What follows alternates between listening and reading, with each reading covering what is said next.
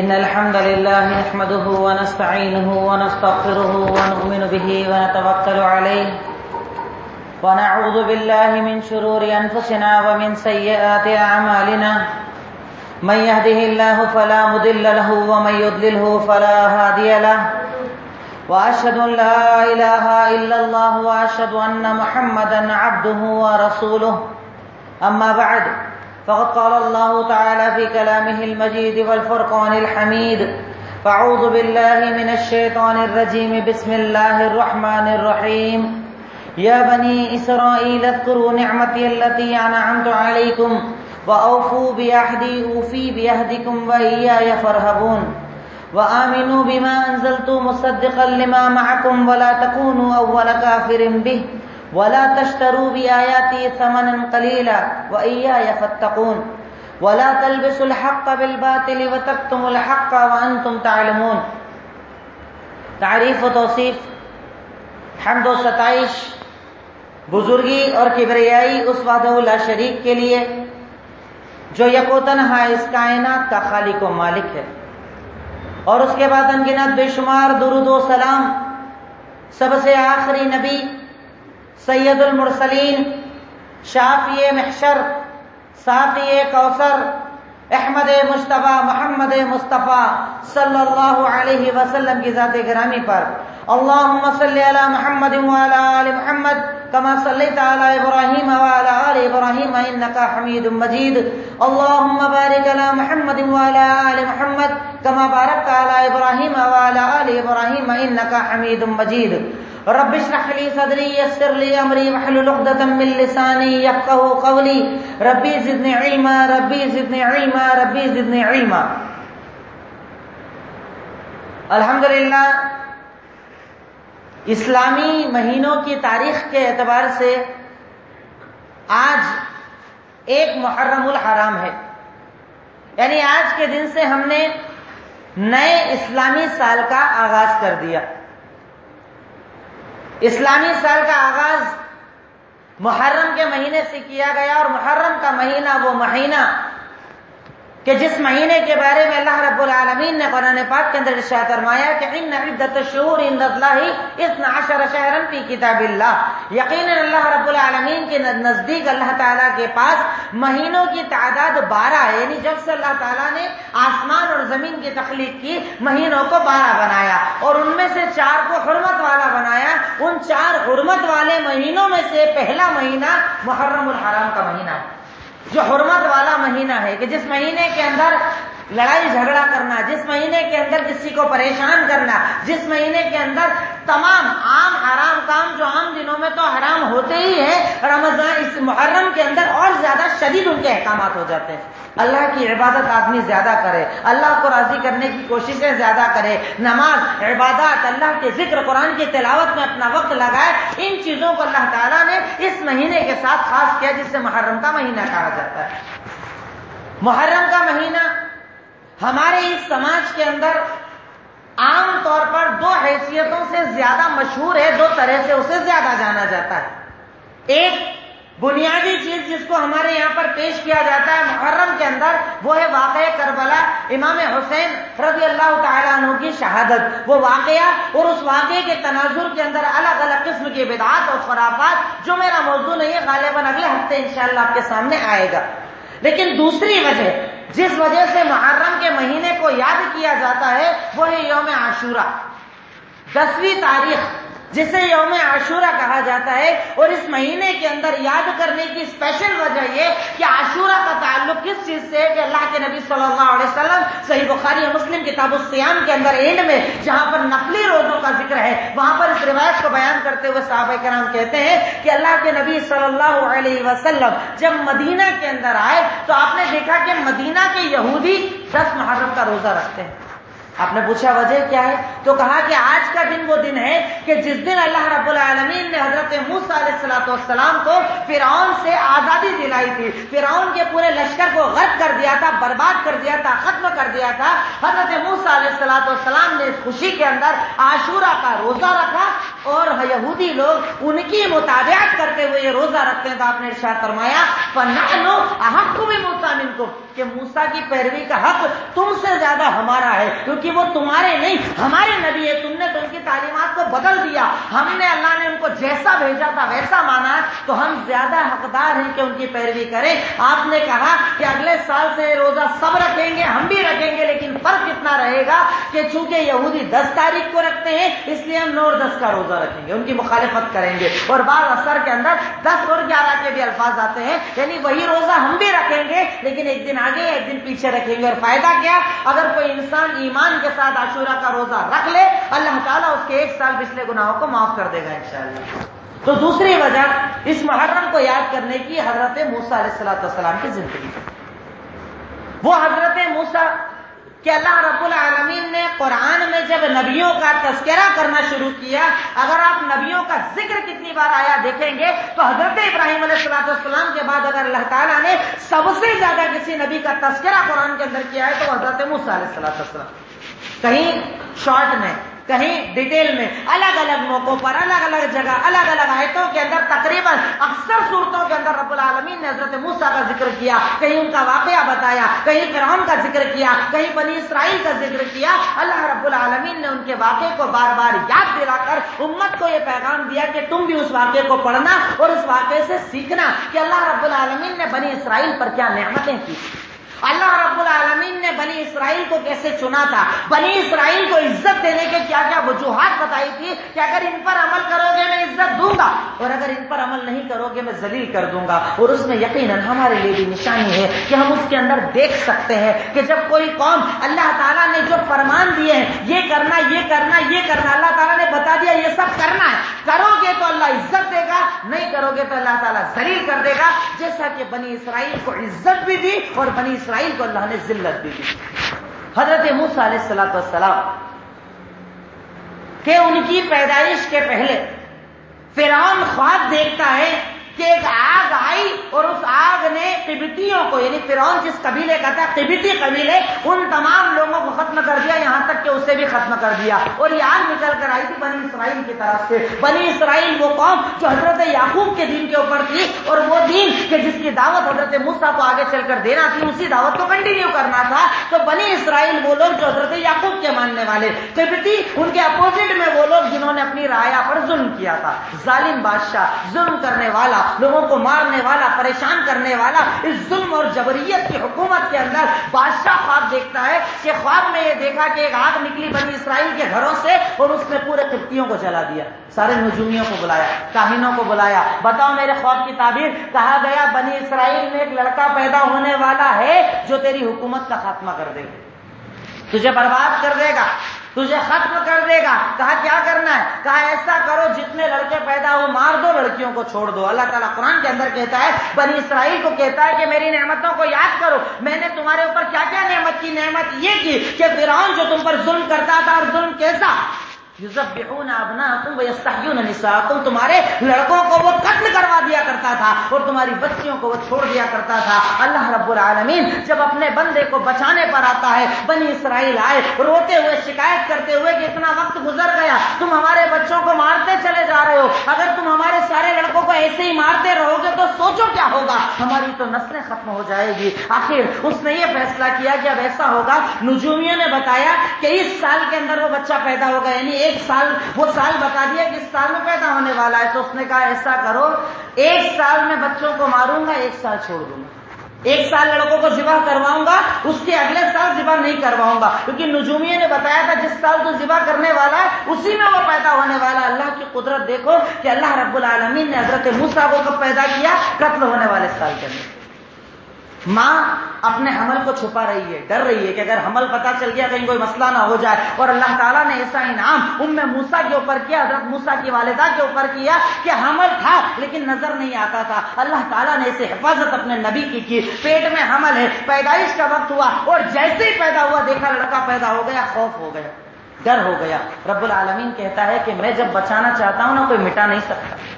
تم نے دیکھا حضرت ابراہیم کے واقعے میں کہ باپ نے چاہا، قوم نے چاہا چلا کر مار دیں، لیکن میں نے آپ کو ٹھنڈا کر دیا تھا۔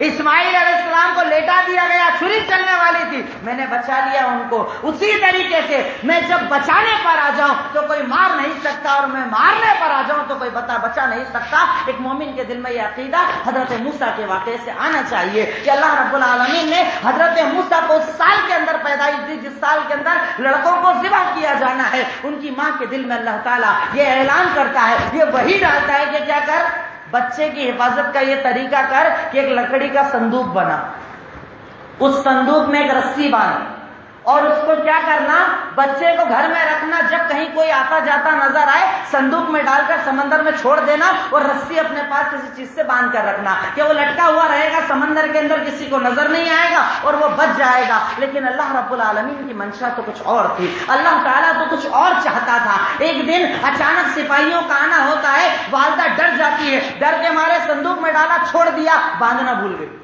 समंदर में बहता बहता ये बच्चा कहां पहुंच गया, जहां अल्लाह ताला हजरत मूसा अलैहिस्सलाम को पहुंचाना चाहता था, फिरौन के घर।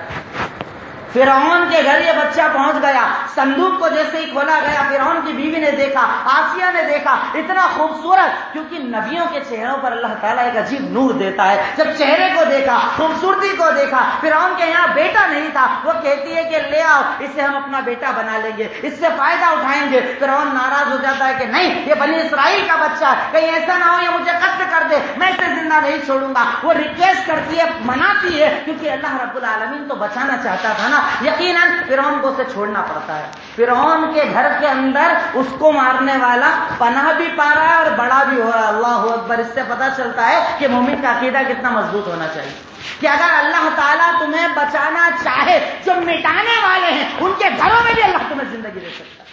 लेकिन हम तो इज्जत ढूंढने चले जाते हैं ना, हम तो जलील होकर चले जाते हैं ना, हम तो रुसवा होकर चले जाते हैं ना, हम तो अपने सरों को झुका लेते हैं ना, हम तो अपनी इज्जतों को निछावर करने जाते हैं ना, हम तो गैरों के आगे सर झुकाकर ये साबित करने जाते हैं कि हम तुम जैसे हैं, दंगा हो तो हमें मत मारना, लड़ाई हो तो हमें मत मारना, हम तुम जैसे हैं। और अल्लाह हजरत मूसा के वाकई में बता रहा है कि अगर मैं बचाना चाहूं तो फिरौन के घर में मूसा को बचा सकता हूं। बचाने वाली जात मेरी है, मेरे अलावा कोई बचाने वाला नहीं है। फिरौन के घर में हजरत मूसा अलैहिस्सलाम बड़े हो रहे हैं, जवान हो रहे हैं। देखिए मेरा मकसद सिर्फ वाकया बयान करना नहीं है, मैं वाकया पूरा बयान करूंगा भी नहीं, उसके आगे जो बात मैंने जो तिलावत की है वो बातें मुझे रखनी है। लेकिन मैंने इस वाकये की शुरुआत इसीलिए जिक्र की कि मैं बताना चाहता हूं कि ए मोमिनो, ए मुसलमानों, कलमा पढ़ने वालों, अपने दिलों से थोड़ी बुज़दिली को कम कर लो, गैरों के पास इज्जतें तलाश करने मत जाओ। अल्लाह ताला कुरान के अंदर कहता ना कि तुम में से वो लोग जो अल्लाह के दुश्मनों को अपना वली और दोस्त बनाते हैं, यब्तगून इंदहुमुल इज्जा, क्या वो उनके पास इज्जत ढूंढने जाते हैं? जान लो रब्बुल आलमीन का यह फरमान है, वइन्नल इज्जत लिल्लाहि जमीआ, इज्जत सारी की सारी अल्लाह के पास है, वही इज्जत देने वाला, वही जलील करने वाला, उसके अलावा कोई इज्जत का देने वाला नहीं। कि अल्लाह ताला जब बचाने पर आया तो फिरौन के घर के अंदर हजरत मूसा को जवान कर दिया रब्बुल आलमीन ने। फिरौन की बादशाहत को जो तबाह करने वाले, फिरौन की सल्तनत को जो गिराने वाले, और फिरौन कोई छोटा मोटा बादशाह नहीं, ऐसी सुपर पावर जो अपने बारे में क्या कहा करता था, अल्लाह ने कुरान में उसका जुमला नकल किया है, अना रब्बुकुमुल आला। कि हजरत मूसा अलैहिस्सलाम जवान हुए, लंबा वाकया हुआ, अल्लाह ताला ने आपको अपने पास बुलाया, कोहे तूर पर गए, अल्लाह ताला ने आपसे कलाम किया, क्योंकि आपका मर्तबा बहुत बड़ा था, आपको कलीमुल्लाह कहा जाता है। लेकिन जब आपने दावत का काम किया तो फिरौन ने क्या कहा, अना रब्बुकुमुल आला। कौन से रब के पास बुला रहा है, कौन से अल्लाह के पास बुला रहा है, किस अल्लाह की तू दावत दे रहा है?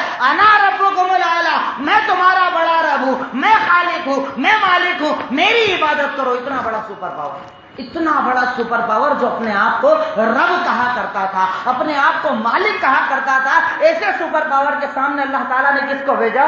हजरत मूसा अलैहिस्सलाम को। हजरत मूसा कहते हैं, अल्लाह ताला मैं अकेला जरा कमजोर पड़ जाऊंगा, सपोर्ट दे दो मुझे, एक कोई सपोर्टर चाहिए मुझे, एक सपोर्ट दे दीजिए मुझे, हारून को भी नबी बना दीजिए। अल्लाह ताला कहता जाओ, हारून को भी नबी बना दिया। और अल्लाह ताला यहाँ पर मैं बताने का जो मेरा मकसद है वो ये कि हम में से कई नौजवान जो बड़े दाई है ना, बड़े दीन का काम करने वाले, दीन की दावत देने वाले, उनके लिए सिर्फ इस बात को कोट करने का मेरा मकसद था। उसके बाद मैं आगे बढ़ूंगा कि अल्लाह रब्बुल आलमीन ने हजरत मूसा और हजरत हारून को नबी बनाया। नबी बनाने के बाद अल्लाह ताला कुरान में जुमला कहता है कि तुम दोनों जाओ फिरौन के पास। क्यों? वइन्नहु तग़ा, वो बड़ा सरकश हो गया। लेकिन क्या करना?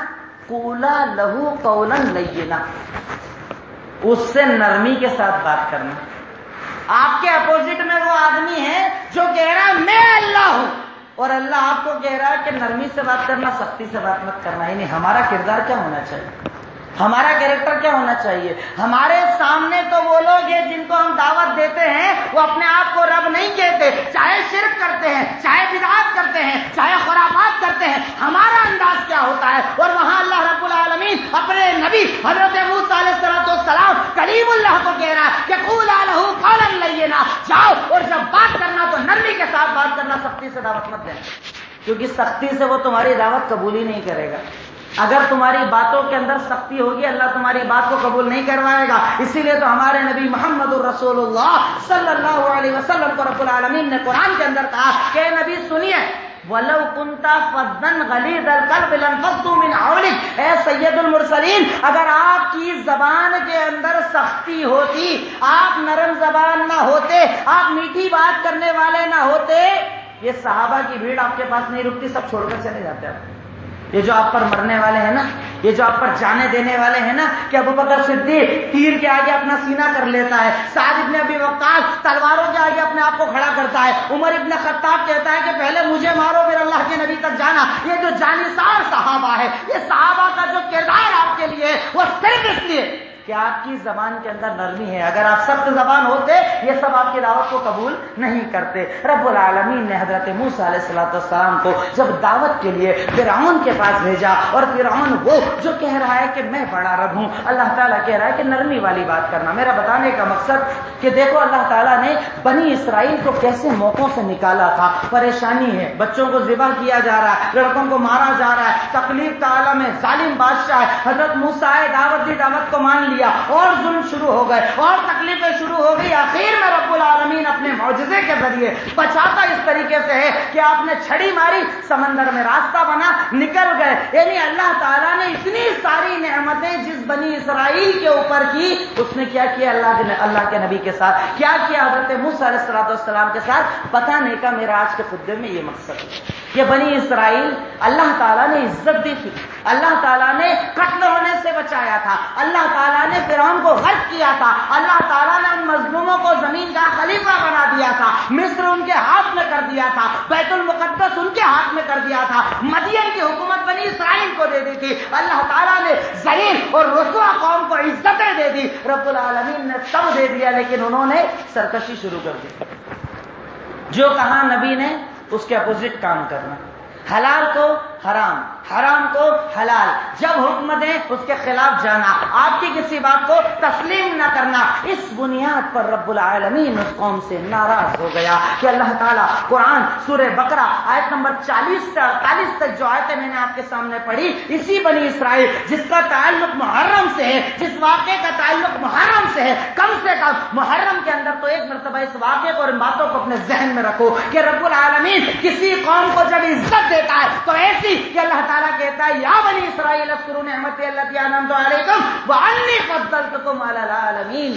اے بنی اسرائیل، میں نے جو تم پر نعمتیں کی ہے ان نعمتوں کو یاد کرو، اور ان نعمتوں میں سب سے بڑی نعمت کہ میں نے اس کائنات میں سب سے افضل تمہیں بنایا.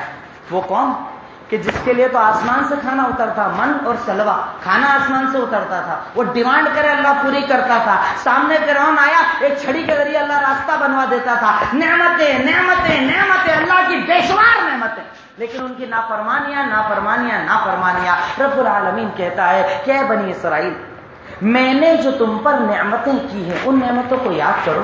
فرعون سے میں نے تمہیں بچایا نا، قتل ہونے سے بچایا نا، تکلیفوں سے بچایا نا، ظلم سے بچایا نا، عزت تمہیں دلوائی نا، خلافت تمہیں دلوائی نا، طاقت تمہیں دلوائی نا. میری نعمتوں کو یاد تو کرو، میری نعمتوں کی قدر تو کرو. اور میں نے اتنی بڑی نعمت تمہارے اوپر کر دی کہ انی فضلتکم علی العالمین. اب یہ اعلان بھی کر دیا کہ اس کائنات میں جتنی امتیں تم سے پہلے آئی، ان تمام امتوں میں اگر سب سے افضل کوئی امت ہے تو وہ بنی اسرائیل تم سب سے اوپر ہو، تمہارا مقام سب سے اوپر ہے، تمہارا مرتبہ سب سے اوپر ہے. لیکن اللہ تعالیٰ نے اس کے بعد امت محمدیہ کو کیا کہا کہ جب تم نماز پڑھو تو سورہ فاتحہ میں کیا بولو گے؟ اہدنا الصراط المستقیم صراط الذین انعمت علیہم غیر المغضوب علیہم ولا الضالین. اللہ رب العالمین ہمیں سیدھا راستہ دکھا، ان کا راستہ جن پر تیرا انعام ہوا ان کا مت دکھانا جو بھٹک گئے، ان کا مت دکھانا جو گمراہ ہو گئے، ان کا مت دکھانا جن پر تیرا عذاب آیا، تیرا غضب آیا۔ یہ کون؟ یہی بنی اسرائیل جنہیں اللہ تعالیٰ نے سب سے افضل بنایا، یہی بنی اسرائیل کہ جب دین پر عمل نہ کیا، رب العالمین نے اس قوم کے بارے میں قرآن کے اندر کہا کہ ضربت علیہم الذلۃ والمسکنہ، یہ وہ قوم ہے کہ جس پر اللہ تعالیٰ نے ذلت، رسوائی، مسکنت، فقیر سب عذابوں کو ڈال دیا ہے، اللہ ان سے ناراض ہو گیا۔ یہی جملہ اللہ نے ہمیں بھی کہا نا، کنتم خیر امۃ اخرجت للناس تأمرون بالمعروف وتنہون عن المنکر، تم سب سے بہترین امت ہو۔ اللہ رب العالمین نے جسے اس کائنات کے اندر بھیجا، ہم سے پہلے بنی اسرائیل کو سب سے افضل بنایا، عمل نہیں کیا، ذلیل کر دیا۔ اب اللہ نے ہمیں کہا کہ تم سب سے بہترین امت ہو جسے اس کائنات کے اندر بھیجا گیا، لیکن سن لو، شرط بھی اللہ نے لگا دی۔ بہتر بولنے کا مطلب ہمیشہ نہیں رہو گے، کب تک رہو گے؟ جب تک تم لوگوں کو بھلائی کی طرف بلاؤ گے، جب تک تم لوگوں کو برائی سے روکو گے، جب تک تم اللہ تعالیٰ کی ذات پر ایمان رکھو گے۔ اگر یہ تین کام کرو گے تو اللہ عزت دے گا، نہیں کرو گے اللہ تمہیں بھی ذلیل کر دے گا۔ کیوں؟ وَأَنْتُمُ الْأَعْلَوْنَ إِن كُنتُم مُؤْمِنِينَ، اللہ تعالیٰ تمہیں عزت تو دے گا، لیکن کب دے گا؟ جب تم اپنے آپ کو مومن بناؤ گے، ایمان والا بناؤ گے۔ ایمان ہے تو اللہ عزت دے گا، ایمان نہیں تو اللہ تعالیٰ ذلیل کر کے رکھ دے گا۔ اب وہ کچھ چیزیں جو اللہ تعالیٰ نے بنی اسرائیل کے تعلق سے ذکر کی کہ میں نے بنی اسرائیل سے لیا کیا تھا، کون سا وعدہ لیا تھا، کیا شرطیں ان کے اوپر لگائی تھی کہ جن کو جب اس قوم نے پورا نہیں کیا تو اللہ تعالیٰ نے اس قوم کو ذلیل اور رسوا کر کے رکھی۔ میری گزارش ہے تھوڑا آگے ہو کر بیٹھ جائیے، مل کر بیٹھ جائیے، جتنی جگہ ہو سکتی ہے، پیچھے جگہ نہیں بھائی کھڑے ہوئے، جتنا قریب ہو سکتے ہیں آپ بیٹھ جائیں، نماز کے وقت اوپر بھی جگہ، اوپر چلے جائیے گا انشاءاللہ۔ اللہ رب العالمین سورہ بقرہ آیت نمبر 40-41 کے اندر ارشاد فرماتا ہے، یا بنی اسرائیل اذکروا نعمتی التي علیکم واوفوا بعہدی اوفی بعہدکم، اے بنی اسرائیل میں نے جو تم پر نعمتیں کی ہے ان نعمتوں کو یاد کرو، اور میں نے تم سے جو وعدہ لیا ہے اس وعدے کو پورا کرو۔ اگر تم میرا وعدہ پورا کرو گے میں تم سے کیا ہوا وعدہ پورا کروں گا۔ میں نے کیا وعدہ کیا ہے؟ تمہیں عزت دلانا، تمہیں جنت دلانا، تمہیں پریشانیوں سے بچانا۔ میرا یہ وعدہ ہے نا، میں کب پورا کروں گا؟ جب تم وہ وعدہ پورا کرو گے جو تم نے مجھ سے کیا تھا کہ اللہ تیری مانیں گے، تیرے نبی کی مانیں گے، نمازوں کو قائم کریں گے، عبادتوں کو قائم کریں گے، عزت تیرے پاس ڈھونڈیں گے، ذلت سے بچیں گے اور ڈریں گے، تیرے عذاب سے ڈریں گے۔ میں نے جو وعدہ تم سے کیا تم پورا کرو، میں نے جو تم سے وعدہ کیا ہے وہ میں پورا کروں گا۔ رب العالمین قرآن کے اندر کہا، یہی کا یہی جملہ اللہ تعالیٰ نے قرآن میں ہم سے بھی کہا، وَإِن تَنْصُرُوا اللَّهَ يَنْصُرْكُمْ وَيُثَبِّتْ أَقْدَامَكُمْ، اگر تم اللہ کی مدد کرو گے اللہ تعالیٰ تمہاری مدد کرے گا۔ اور مدد کا مطلب یثبت اقدامکم، تمہارے قدم کو جمع دے گا دشمنوں کے سامنے، طاقتوں کے سامنے، قوتوں کے سامنے، اللہ کے دشمنوں کے سامنے۔ جب کہیں دین کا مسئلہ آئے گا رب العالمین تمہارے قدموں کو ایسا جمع دے گا جیسا ابو بکر صدیق کے جم گئے، عمر ابن خطاب کے جم گئے، خالد ابن ولید کے جم گئے، سلطان صلاح الدین ایوبی کے جم گئے، محمد ابن قاسم کے جم گئے۔ اللہ تعالیٰ تمہارے قدموں کو ایسے مضبوط کر دے گا کب؟ جب تم اللہ کی مدد کرو گے۔ اللہ کی مدد کا مطلب اللہ کے دین کی مدد کرنا، دینی احکامات کی مدد کرنا، رسول اللہ صلی اللہ علیہ وسلم کی لائی ہوئی شریعت پر عمل کرنا، یہ ہے اللہ کی مدد کرنا۔ اگر تم اللہ کی مدد کرو گے اللہ تمہاری مدد کرے گا۔ اللہ تعالیٰ ارشاد فرماتا ہے کہ یا بنی اسرائیل اذکروا نعمتی التي انعمت علیکم واوفوا بعہدی اوفی بعہدکم وایای فارہبون۔ پہلی شرط اللہ کیا کہہ رہا ہے؟ اگر عزت چاہتے ہو اے بنی اسرائیل، اگر عزت چاہتے ہو اے قوم موسیٰ، اگر عزت چاہتے ہو پہلی شرط صرف مجھے سے ڈرنا، میرے علاوہ کسی سے مت ڈرنا، صرف میرا خوف رکھنا، میرے علاوہ کسی کا خوف مت رکھنا، کیونکہ موت کا دینے والا میں، زندگی کا دینے والا میں، عزت کا دینے والا میں، ذلت کا دینے والا میں، کاروبار کا چلانے والا میں، اولاد کا دینے والا میں، بڑے چھوٹے ہر دعاؤں کو پورا کرنے والا میں، اس کائنات پر آسمان سے اگر ایک قطرہ گرتا ہے گرانے والا میں، اس زمین پر اگر زلزلہ آتا ہے لانے والا میں، اس زمین کو چلانے والا، آسمان کو چلانے والا، تیرے جسم کو چلانے والا صرف میں، میرے سوا کوئی طاقت تجھے چلا نہیں سکتی۔ وہ اس لیے وَإِيَّايَ فَارْهَبُونَ، صرف مجھے سے ڈرنا، لیکن اس قوم نے جب اللہ کا ڈر اپنے دلوں سے نکالا، رب العالمین نے اس قوم کو ذلیل کر کے رکھ دیا۔ آج ہمارا بھی تو یہی معاملہ ہے، دل میں اس کا ڈر، اس کا ڈر، کاروبار کا ڈر، خاندان کا ڈر، رشتہ داری کا ڈر، ذلت کا ڈر، بربادی کا ڈر، یہ کیا کہیں گے، وہ کیا کہیں گے، دین کی بات کیسے کروں، وہ ناراض ہو جائیں گے، شریعت کی بات کیسے کروں، رشتہ ٹوٹ جائے گا، شریعت کی بات کیسے کروں، کاروبار چلا جائے گا۔ رب کہہ رہا ہے کہ بنی اسرائیل اگر عزت چاہیے مجھ سے ڈرو، میرے سوا کسی سے مت ڈرو۔ ہم نے جب اللہ کا ڈر نکالا، جیسے انہیں برباد کیا گیا، آج اللہ نے ہمیں بھی برباد کر دیا، کیونکہ ہمارے دلوں کے اندر بھی اللہ کا ڈر کہاں ہے، ویسا ڈر کہاں ہے، وہ ڈر جو صحابہ کرام کے دل کے اندر تھا کہ بڑے بڑے لشکر سامنے ہیں، بڑی بڑی قوتیں اور طاقتیں سامنے ہیں، وہاں ڈر صرف اتنا ہے کہ اللہ ناراض نہیں ہونا چاہیے، کہ غزوہ بدر کا موقع ہے، صحابہ کرام کو سید المرسلین کہہ رہے ہیں کہ بس اللہ سے ڈرو، اللہ کا خوف اپنے دلوں کے اندر رکھو، غزوہ چل رہا ہے، کہا بس نماز قائم کرو۔ رات ایک پہلے میدان بدر میں سید المرسلین رو رو کر اللہ سے کہہ رہا ہے اللہ تجھ سے ڈرتا ہوں، تیرے سوا کسی سے نہیں ڈرتا، اللہ جن کو لایا ہو وہ سب تجھ سے ڈرنے والے ہیں، اللہ ان کی مدد کر، اللہ آسمان سے اپنی مدد نازل کر۔ رب کہتا ہے میں نے آسمان سے لشکر نازل کر دیا، وَإِيَّايَ فَارْهَبُونِ، صرف مجھے سے ڈرو، میرے علاوہ کسی سے مت ڈرو۔ رب قرآن کے اندر کہتا ہے ذَلِكُمُ الشَّيْطَانُ يُخَوِّفُ أَوْلِيَاءَهُمْ فَلَا تَخَافُوهُمْ وَخَافُونِي، یہ تو شیطان ہے جو تمہیں اپنے ولیوں سے، اپنے دوستوں سے ڈراتا ہے، قوتوں کو تمہاری آنکھوں میں بڑا کرتا ہے، یہ بڑے لوگ ہیں، بڑی طاقت ہے، بڑی قوت ہے، ایسا کر دیں گے، ویسا کر دیں گے، یہ سب شیطان تمہیں ڈراتا ہے۔ اے مومنو سنو، میرے علاوہ کسی سے مت ڈرو، یہ شیطان چاہے کتنا ہی ڈرا ہے، اسے بتاؤ کہ اللہ اکبر، اللہ سب سے بڑا، اس سے بڑی کسی کی طاقت نہیں، اللہ سے بڑی کسی کی عظمت نہیں، اللہ سے بڑی کسی کی قوت نہیں۔ اس کے آگے دوسری شرط رکھتے ہوئے اللہ تعالیٰ کہتا ہے وَآمِنُوا بِمَا أَنزَلْتُ مُصَدِّقًا لِمَا مَعَكُمْ، اگر عزت چاہیے تو اس پر ایمان لانا، اس دین پر ایمان لانا، اس شریعت پر ایمان لانا جس کی تصدیق تمہاری کتابوں کے اندر موجود ہے۔ یہود و نصارہ کو اللہ کیا کہہ رہا ہے کہ اگر عزت چاہتے ہو، اگر ذلت سے بچنا ہے تو محمد الرسول اللہ صلی اللہ علیہ وسلم کی پیروی کرنا، کیونکہ ان کی پیشین گوئی تمہاری کتابوں کے اندر موجود ہے۔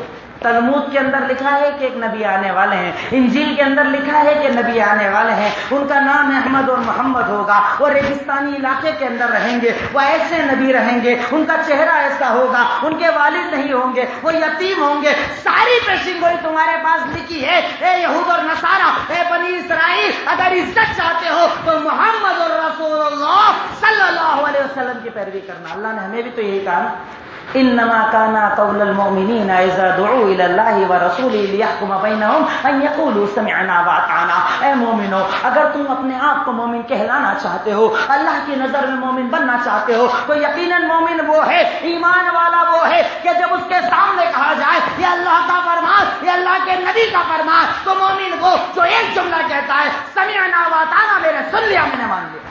مومن وہ کہ اللہ کے نبی کے حکم کا کے جھک جائے، میرے نبی نے کہہ دیا حلال مطلب حلال، میرے نبی نے کہہ دیا حرام مطلب حرام، میرے نبی جو شریعت لائے، کیوں؟ کیونکہ اللہ تعالیٰ نے جو مقام میرے نبی کو دیا وہ کائنات میں اس سے پہلے کسی نبی کو نہیں دیا۔